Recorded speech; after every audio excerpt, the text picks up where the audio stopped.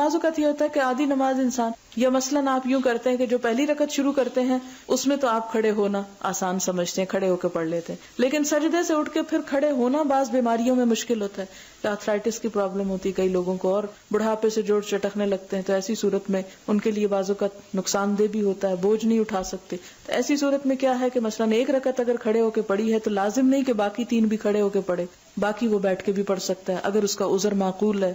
یہ بھی ہو سکتا ہے کہ کوئی شخص اتنی ہمت رکھتا ہے کہ ایک کے بعد 2 دفعہ کھڑے ہو جائے مگر زیادہ نہیں کھڑا ہو سکتا، تو ایسی صورت میں 2 رکعتیں وہ کھڑے ہو کے پڑھ لے اور باقی بیٹھ کے پڑھ لے. یا اسی طرح اگر کوئی 2 بیٹھ کے پڑھ رہا تھا کہ اسے محسوس ہوا کہ اب میری درد ٹانگوں کی درست ہو گئی ہے، اب میں کھڑا ہو سکتا ہوں، تو اس میں کھڑا ہو جائے.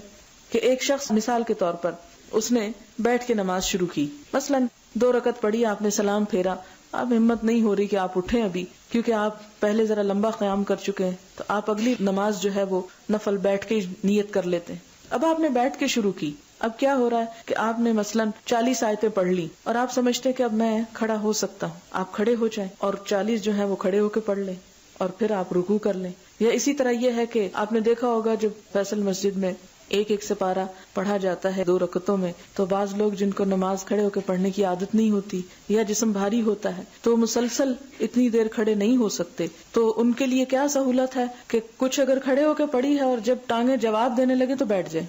اور پھر وہ دیکھیں کہ اب امام جو ہے رکوع کے قریب جانے والا ہے تو پھر دوبارہ کھڑے ہو جائیں اور تھوڑی سی نماز پھر کھڑے ہو کے پڑھ کے رکوع کر لیں. تو اس بات کی اجازت ہے، اس کی سہولت ہے. یعنی ہمیں کتنی سہولتیں مل گئیں. ہمارے یہاں یہ تو ہر کام کھڑے ہو کے اور نماز بیٹھ کے.